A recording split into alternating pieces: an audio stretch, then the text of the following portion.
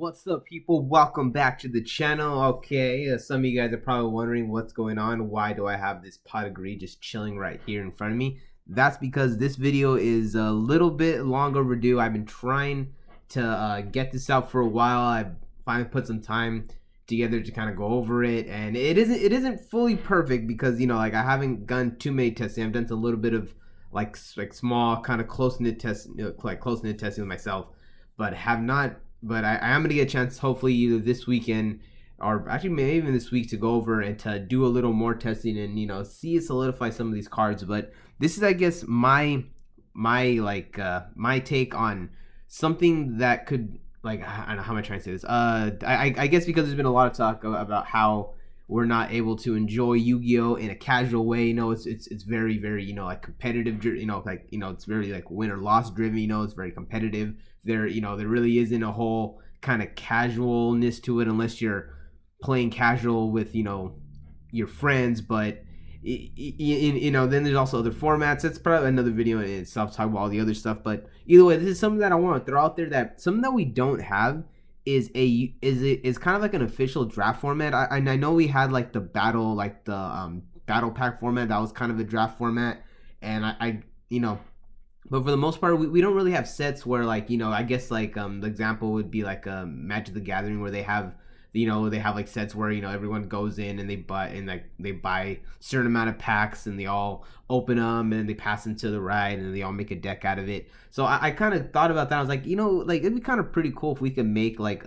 some type of Yu-Gi-Oh format that was kind of the same thing, but like didn't really come out of a pack. Something that people could probably put together if they at least if they have access to a lot of cards, and especially commons. A lot of these are very easy to get commons, and so let me just going to get into what it is. What it is basically a Yu-Gi-Oh draft format. I got a couple of small rules for it, because I want it to be I want it to be something that could go on both sides of the spectrum. Whether you are a brand new player and barely learning how to play Yu-Gi-Oh, you could just jump in and have fun and not have to worry about getting blown out by tier elements or anything.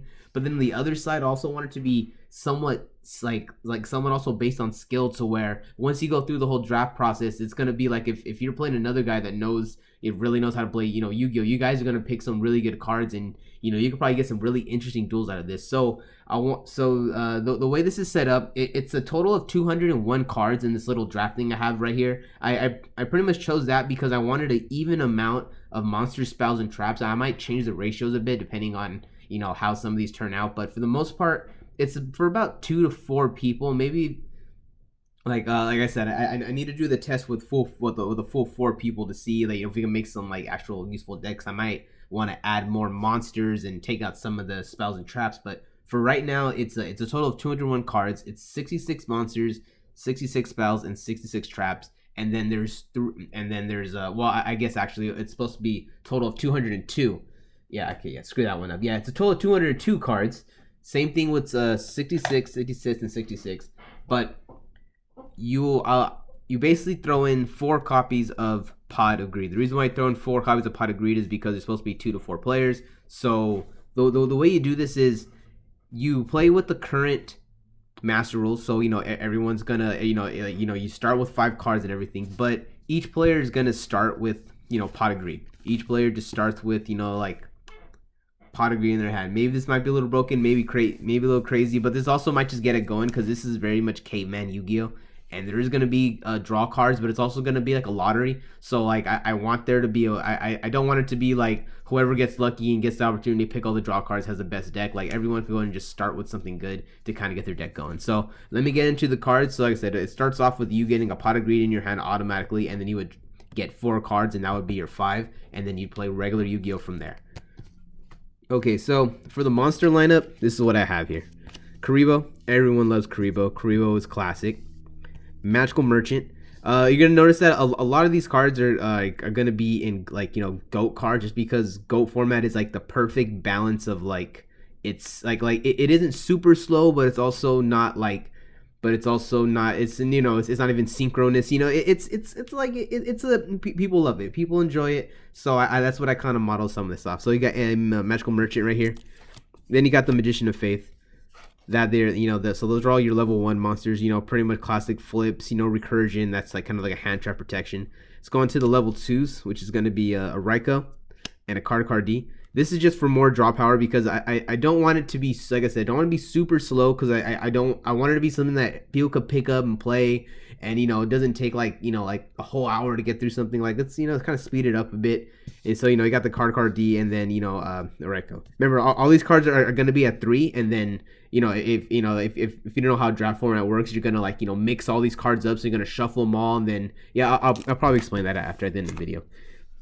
All right, so for the level 4s, we have Break of the Magical Warrior, Bazoo the Soul Eater, Blade Knight, Jurageddon, Cyber Harpy, Exarian Universe, Skilled Dark Magician, Vorse Raider, Shiny Black Sea, and Alexandrite Dragon. Oh, hold up, and a Photon Thrasher. Okay, so like I said, you can't see them all, but I'll probably try to put a list of these somewhere. So the whole point with these ones is I need a lot of level 4s. We need a lot of level 4s. Not you got your your 2000 attack ones, and stuff like that. Then you got your like 1900 defenders. Yeah, I didn't want to just pack it, purely with just like all these like super crazy hardcore like monsters, like special summon this and special summon that. But there is, there is gonna be a lot of skill involved, depending on which one you get. There's also that another hand trap in there. I kind of like the idea of this being in here. So like I really, kind of like I want to see what happens with people getting that one. Okay, so for the level 5s, I have a Cyber Dragon. That's just pretty self-explanatory. Cyber Dragon's a really good card.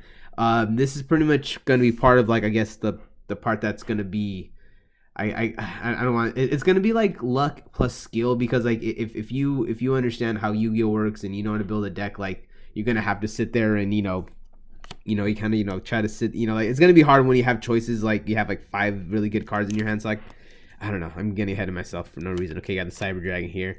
For level 6s, we have Jinzo, and then we have Summon Skull.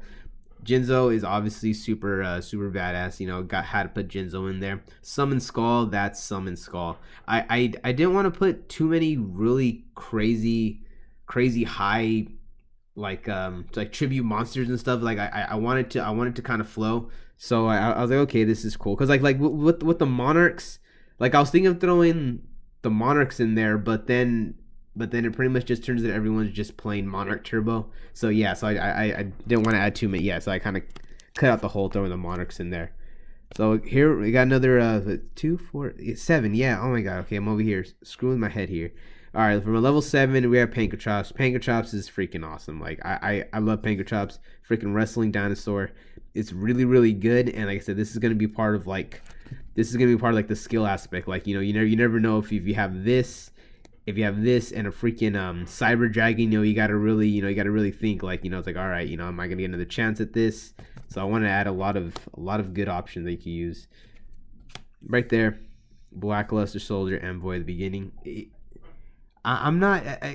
This was another thing where I was kind of looking around, and there's not really that many. There's not really that many darks and lights here, but there are a good amount of it. You got 2 lights here, 2 darks, 3, 4 darks. So like you have a good amount of darks and lights for this to be like a summonable monster. But at the same time, this one could be like a double-edged sword. It could be really good to have in your hand, and it could win you a game. But then if you choose it early and you don't get enough darks and lights to to justify it, then it becomes a dead card. So that's kind of one of those like trap cards that actually might be bad. And then the last one I'd throw in there is a Beast King Bargros, because this one right here is just. This is very interesting for a draft style format, especially when you see like all the cards that I have to combat these monsters.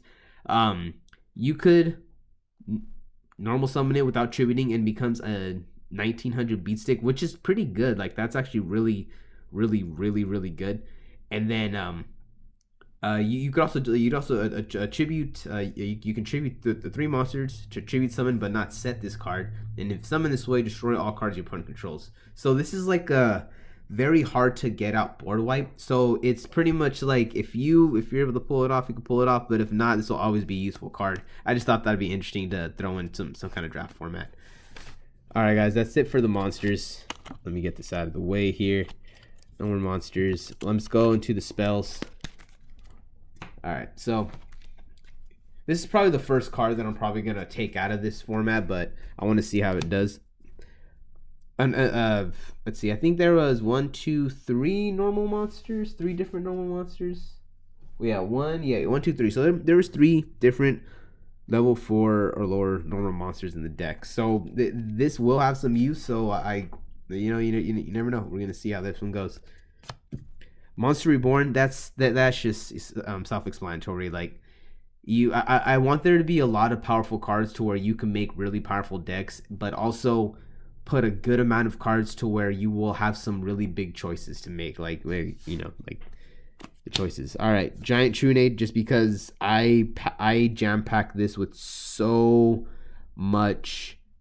Just there's so many battle traps. There's a lot of protection spell and trap cards. So like we are gonna need all of the back row. Hey, you got the Giant Trunade, you got the Heavy Storm, Night Beam, and Mystical Space Typhoon. All that right there, that's just essential. Watch, when you see some of these traps, it's very essential. We're gonna need this. Forbidden Lance. This was another card that I really wanted to add in there because it gives you. It's another form of. This is a very interesting card. It's been used in so many different ways. I actually might make a video on the different ways that Lance like has been used and can be used. But I remember when I first learned about Forbidden Lance. Oh man, it was like back in like 2012. I think it was 2011. I was playing my like windups, and then I was playing windups. Someone was playing a Dino Rabbit, and they attacked me with one of the freaking dinosaur monsters, the one that summons another dinosaur. And I was like, oh well, you lose, you're dumb. No, he freaking flips Lance, and that's when I learned Lance. Oh yeah, got Lance hard. Dark Gold Demons. Here's another draw card. It's kind of just kind of over here by itself. This is just another way to dig into the deck. Forbidden Dress. Here's another card that like protects from targeting, and then it gains 600 attack. So like it's basically, it could be for protection, or it could be used as like a battle trap. So here's some of those protection. This is another protection card that I have, a Pianismo. This is a very interesting card. I love using this in Zodiac format. It was just like so many people were like, oh well, I'll beat it by battle, and it's like, yeah, no, it does not work like that. I love how this card worked in Zodiac format. So we got Shrink and Ego Boost. Here are two just quick play like battle traps that you could use. You can use them from the hand. You could use them in the field, like on your opponent's turn. There's going to be a lot of shenanigans. These running around. You're gonna also want to stop the battle phase. Swords of Brilliant Light. I'm actually currently finishing up the last 7 episodes on Netflix of the DM anime. It's been probably been like a year or two since probably longer actually since I last seen it. I just wanted to start watching it. And I just thought about it. I'm like, oh, of course I gotta throw in Swords of Brilliant Light in there. Soul Taker, Dark Hole, Enemy Controller, Book of Moon. These are basically just monster.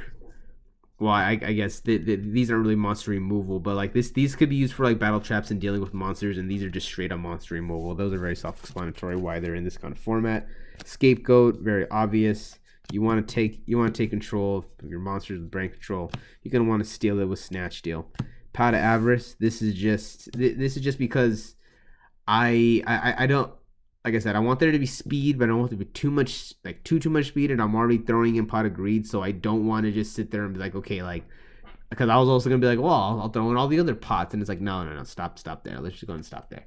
And then the last one is Gold Sarcophagus, because this card is very, very broken, and there's probably in a slower format, this could really help you out. Especially if you only get one of these and you really need that one card in your deck, this could help you get it. So in this format, it could be very interesting. I kind of want this to be very much inspired by the original Yu-Gi-Oh anime, to where people go for really crazy strategy. I want to encourage crazy attack the moon like strategies in this format. Okay, let's go on to the traps, and then I'll explain a bit about the draft format style. Okay, so Quaking Mirror Force. This is the first trap that I actually thought to put in there.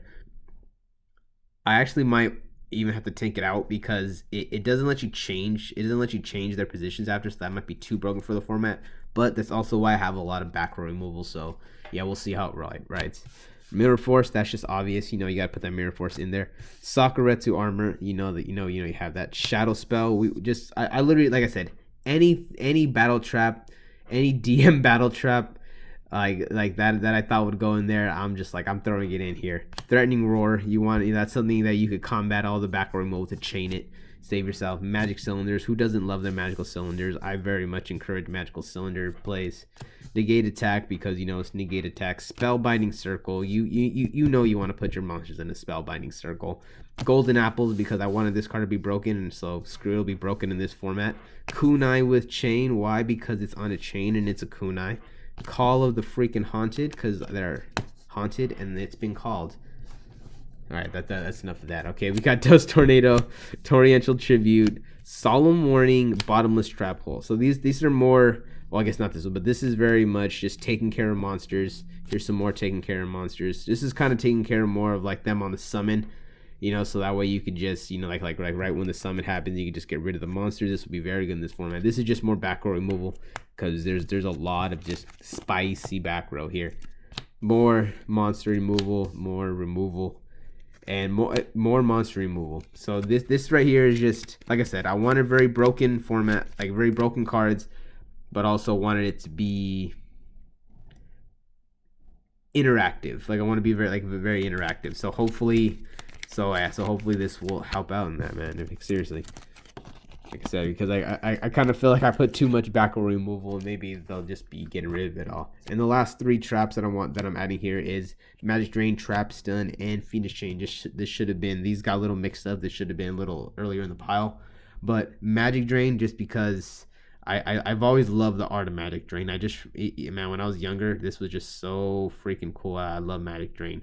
Trap Stun, like I said, there's a lot of back row. You want to get rid of it. I needed some more negation. I felt like Trap Stun, cause you do 7 tools with Bandit, but like with some of these traps and how slow the format's gonna be, you could just get wrecked by literally one Sakuretsu armor could just wreck your entire day. Like let alone a Mirror Force. So yeah, we have that Trap Stun in there, and then Fiendish Chain. Fiendish Chain's a really interesting card. I love Fiendish Chain. I remember it back in like the wind up format. I remember when it got its reprint in both, like its first reprint, I think in the battle, the battle packs, man. I love Fiendish Chain. Okay, so draft format.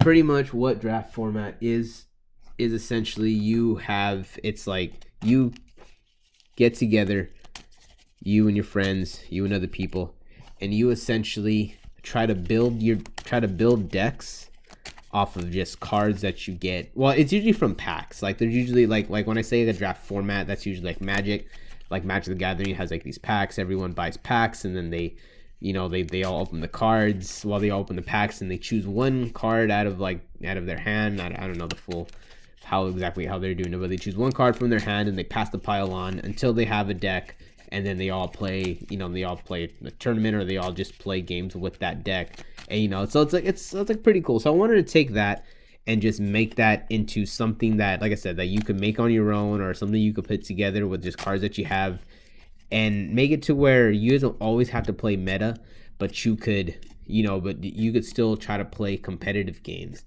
So the way basically it would work is everyone starts off with their pot of greed. Everyone gets a pot of greed. All right, so if it's you and your opponent, you get a pot of greed, and your opponent gets a pot of greed. All right, that's basically how you would start this. Then, like I said, the rules are the same as the current Yu-Gi-Oh rules. You start with 5 cards, but instead of getting the 5, you would just get 4, because you already have the pot of greed. That would be your 5, and then you'd still draw. Well, if you go in second. So the way that the whole draft thing works is you would get all the cards, you would mix them up. So usually you would get all 66 spells, all 66 traps, and all 66 monsters, and you would mix them all up into a box.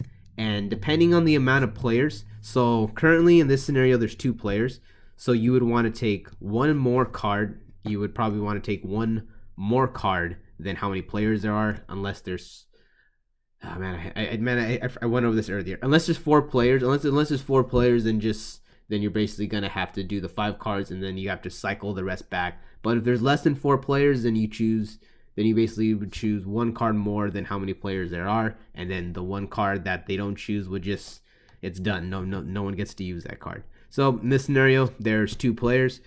So we would start with 3 cards. You would pull 3 cards from the top, and you would roll dice. All right, so the person rolled. So someone rolled dice. Let's say I roll. I roll high. I get the first choice. So I could choose between a Monster Reborn, an Exterior Universe, or a Heavy Storm. So I'm like, well, screw this. I'm gonna start off with the Monster Reborn. I'm gonna add to that.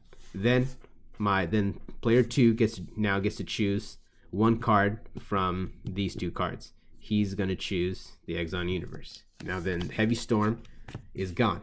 You basically just keep doing this until you build a deck of 40. So do another one. So then another round goes. You could kind of do house rules. I kind of feel like whoever wins the die roll gets to choose first every time. But if you want to go back and forth to make it easy, I would just say whoever wins the die roll goes first in the duel, and they also go first in the draft choice. So now since now it's my turn up, here's the 3 cards that I have. I'm like, okay, I'm gonna take a Threatening Roar, and my opponent is gonna take a Bottomless Trap Hole. And then enemy controller goes away and it's gone. We're basically just gonna keep doing this until we have a full deck. I'm gonna choose a Harpy Lady because like also right now you see like I don't even have a monster, so you know what? I want to make a nice even deck. My opponent's like, you know what? I don't want to deal with that. The whole also idea too is like if in this scenario, I have everything out, but like something you're gonna be doing is you're not gonna be showing everyone like the cards, like the cards. Well, actually, no. I just thought about that. Whoever goes first would actually gain the advantage. So I guess in this case, you'd probably want everyone to see the card. Yeah, okay, yeah. That's actually something I very much did not think through. Initially, I was like, have no one see any of the cards, but then whoever goes last is gonna have the least amount of knowledge. They're not gonna know what's in anyone's deck, so that'd be a little unfair. So I guess yeah. So go ahead and have everyone know what's in everyone's deck. I was gonna say like that'd be a little unfair. Whoever goes first would kind of have knowledge of what's knowledge of like the almost all the knowledge. Well no, not even that, because they still wouldn't know the exact cards that were in there. Either way, we'll kind of figure out the whole house rules from there.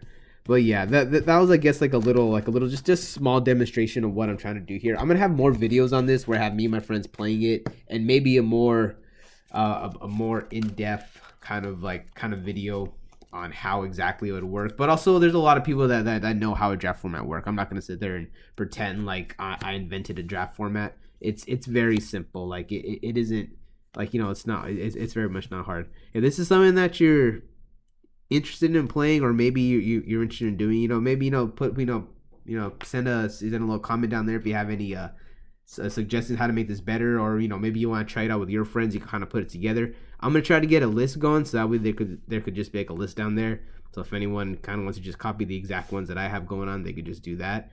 But yeah, until then, that's it, man. I'll see you guys in the next one, and peace out. Thanks for watching.